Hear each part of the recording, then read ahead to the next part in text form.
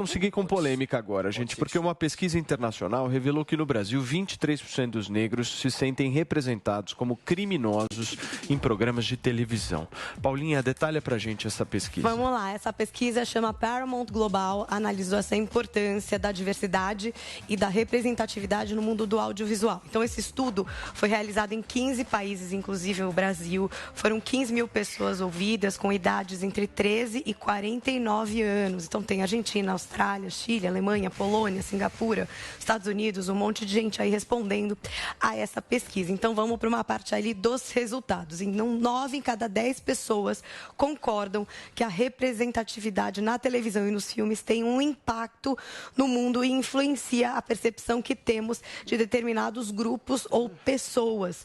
52% das pessoas que participaram do levantamento afirmam que se sentem mal representadas, dizendo que falta precisão em como o grupo que elas pertencem é retratado no audiovisual. Então, 40% das pessoas com deficiência física, por exemplo, dizem que não veem as pessoas com corpos como os seus nas telas do cinema e na televisão. Dentro da comunidade LGBTQIA+, quase 60% das pessoas que sentem que a sua identidade de gênero não está bem representada afirmam que a autoestima e a confiança acabam afetadas. Segundo o estudo, 18% das pessoas negras em todo o mundo sentem que são retratadas como criminosas e 16% sentem que são retratadas como perigosas. No Brasil, esse percentual sobe para 23% das pessoas negras que sentem que são retratadas como criminosas e 24% que se sentem retratadas como perigosas. Pessoas no Oriente Médio também e árabe também disseram na pesquisa que se sentem representadas como criminosas, 20%, e perigosas, 17%. Essa pesquisa também descobriu que a representação nas telas tem um impacto na saúde mental do público.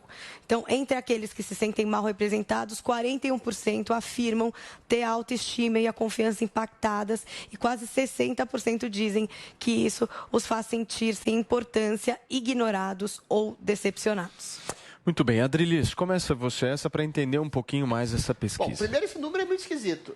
Se 23% se sente mal retratado, quer dizer que 77% se sente bem representado. Uma gigantesca maioria da população negra não tem problemas em relação à sua projeção e à sua imagem. Agora, existe um componente de verdade nessa suposta má representação, que eu acho que é uma representação realista. Primeiro, as novelas, os filmes, os seriados, eu acho que representam negros muito bem e representam muito negros de sucesso também. No caso específico do Brasil, existe grande parte da população negra vinculada, infelizmente, à pobreza, por aquilo que a gente discutiu várias vezes. Depois da escravidão, os negros foram realmente jogados na marginalidade, sem uma proteção do Estado, sem emprego. Eventualmente, a maioria da população pobre brasileira, infelizmente, é mestiça, é negra. E dentre essa gigantesca maioria de população pobre negra que é honesta, que é trabalhadora, infelizmente, existe uma ínfima população que vai para o crime, que também tem maioria negra e mestiça. Então, quando você vai fazer um filme, uma novela, você tem que retratar essa realidade. Por quê? A arte vive, não é do contingente do padrão, ela vive, sobretudo, e na sua maioria, da exceção. E a exceção é o quê? O crime. Quando ela vai retratar um criminoso, se ela retratar um criminoso branco, de olhos azuis, pode até ser, e ele existe realmente, mas a maioria da população das comunidades que é pobre, que é trabalhadora, é negra. Assim como a maioria da população pobre e de criminosa também é negra. Isso não quer dizer implicar uma má representação ou uma distorção. Da mesma forma, a população islâmica, para citar outro exemplo. É claro que a gente não vai atacar aqui o Islã como uma religião do terror, do terrorismo, da imposição da espada de Maomé sobre as outras religiões. É uma ínfima minoria que vai para um lado terrorista que ataca outras religiões, outras pessoas, outras culturas. Agora, quando você vai fazer arte, você tem que representar essa exceção. Percebe? Quando você vai fazer um filme sobre criminosos, sobre terroristas, você tem que falar do crime islâmico, você tem que falar sobre o narcotráfico, que também tem uma grande população de origem mestiça. Isso não quer dizer que existe uma distorção de uma etnia ou de uma sexualidade quando você representa uma população gay. Eu acho meio esquisita essa pesquisa, porque você vê filmes da Netflix, toda a população, por exemplo, para dar mais outro exemplo, LGBT, é retratada com loas, retratando os problemas, os preconceitos que que elas sofrem, as suas crises existenciais. Agora, se você representa alguém com uma crise existencial, pode até ser uma crise existencial de um criminoso, você está distorcendo todo um grupo, eu acho que a gente vive, sinceramente, Paulo, esse coletivismo em que todas as pessoas, todos os grupos se sentem, de alguma forma, ofendidos. Não, às vezes quando você retrata um problema da ascensão da criminalidade entre a população mestiça, você está fazendo uma denúncia para que, olha só como a população negra é maltratada, como foi maltratada no pós-escravidão, e como ela pode, com uma ínfima minoria, recair no crime. Isso não é uma apologia ao racismo estrutural, isso é uma denúncia de como o racismo levou a população, ou parte da população negra, a cair no crime. É só isso. É uma denúncia da arte. Agora, o você quer o quê? Você quer que toda a população criminosa brasileira é branca de olhos azuis? Não é. Inacreditável, velho. Peraí, deixa eu tentar entender justamente essa pesquisa que a Paulinha falou, porque eu não sei se dá para a gente falar justamente isso, de que se 23% se veem como criminosos, o restante se vê bem. Eu não sei. Não sei, a pesquisa, a gente precisa de mais informações sobre a pesquisa, porque normalmente tem aqueles... Mas posso falar uma coisa? Uma coisa que o Adriles falou, eu acho que já melhorou muito. Porque quando entram produtoras interessadas em, de fato, dar espaço para novas histórias, as pessoas começam a se enxergar ali. Eu acho que já melhorou muito. A Netflix, por exemplo, tem, de fato, muitas séries, e, enfim, LGBTQIA+. Algo que não existia antes. Isso é um movimento, né? Exatamente para barrar esse estereótipo. Mas cadê essa má representação? Espera só um minuto, gente. Deixa a Paulinha concluir o raciocínio. Peraí. Eu só acho que melhorou. Está melhorando, mas aí como que isso melhora? É com a diversidade. E não é a diversidade só da tela, né? Tem que ter uma diversidade de potencialidade da pessoa poder contar uma história, escrever um roteiro a respeito de uma história que é sua, né? Uma história que, por exemplo, te representa, que representa um grupo. É toda uma máquina que antes não abria espaço para esse tipo de história, tanto que tinham poucas mulheres diretoras, poucas mulheres roteiristas. Hoje tem uma série, por exemplo, na Netflix, que é aí você tem a questão biológica que você acha, né, Adriles? Que é uma bênção para você. É uma bênção. Só mulheres para cuidarem de você. Mas a questão é que eu estou falando o seguinte, quando você abre a possibilidade da diversidade, das pessoas contarem histórias diferentes das suas, outras histórias vão estar representadas no audiovisual. Eu acho que já mudou muito, já mudou bastante e deve mudar mais. Porque para você ter uma pessoa com deficiência, o drama de uma pessoa com deficiência, alguém tem que escrever esse drama, alguém tem que financiar esse drama. Um bom diretor tem que dirigir esse drama para sensibilizar as pessoas, ou essa história alegre, né? Porque também tem isso, aquele lugar que você coloca a pessoa e ela nunca mais sai, né? Por exemplo, então, se a gente está falando de uma pessoa com deficiência, sempre ser um drama.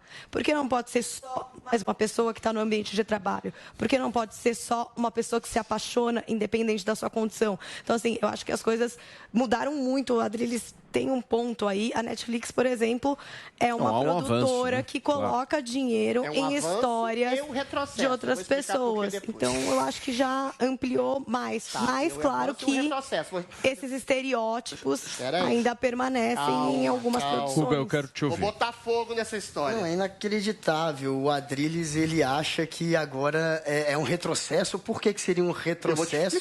Ele vai dizer que é porque agora está havendo uma militância que está bombardeando uma maneira como a arte deve se comportar e está cerceando a arte. Claro que não. A arte, de fato, ela tem também intrínseca ali nela, como toda a sociedade tem, é cultural, uma ideia, uma conotação, tinha no passado muito mais, onde o negro era estereotipado dessa maneira, assim, ele era jogado na tela quase sempre como um marginal. O branco era o herói, a gente tinha como, para apresentar programa de criança, só loira do olho azul. Já os negros, eles eram retratados como trabalho serviçal, como trabalho braçal ou como criminosos, o que é pior ainda. Isso acontece, isso tem a ver com a cultura, com o racismo estrutural, isso tem a ver, sim, com uma falta de espaço durante décadas e décadas que fechou as portas tanto para diretores quanto para roteiristas e atores que representam outros nichos, que representam outros grupos e que não tinham esse espaço.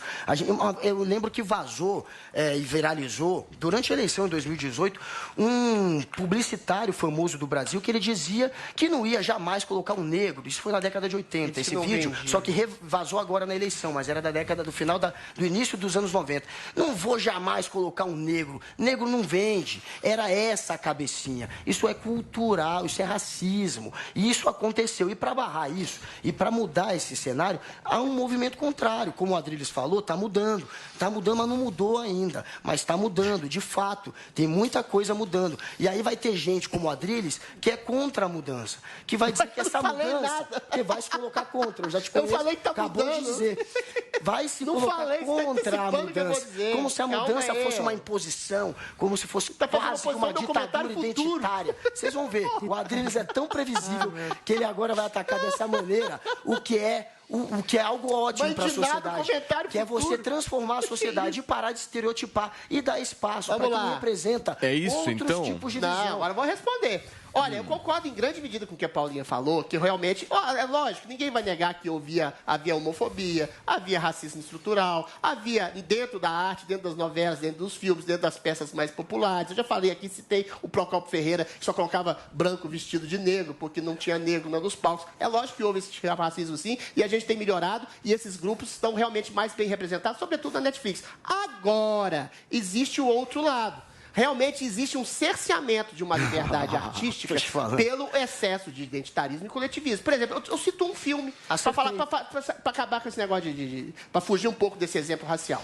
No Silêncio dos Inocentes, um filme de 1990, a gente teve retratado ali um transexual com uma disforia de gênero, um completo psicopata assassino que pegava, escalpelava mulheres, arrancava a pele delas e, eventualmente, vestia com roupas, ou seja, um louco. Agora, o que eu quero dizer com isso é o seguinte, uma transexual, um gay, um islâmico, um negro, também podem ter um caráter desviante, podem ter um caráter ruim, assim como um branco, um heterossexual. Ou seja, a arte, ela não pode prescindir de estabelecer, além dos estereótipos, o negro é bonzinho, o branco o negro é bonzinho, o homem branco é mau, o hétero é ruim, o homossexual é sempre vítima. Ela pode brincar e estabelecer uma análise subjetiva profunda da natureza humana de cada indivíduo para além do seu grupo representado. E eu percebo o movimento contrário, que é negativo, que eu acho, é exatamente esse tipo de cerceamento que estabelece grupos identitários como vítimas e outros grupos identitários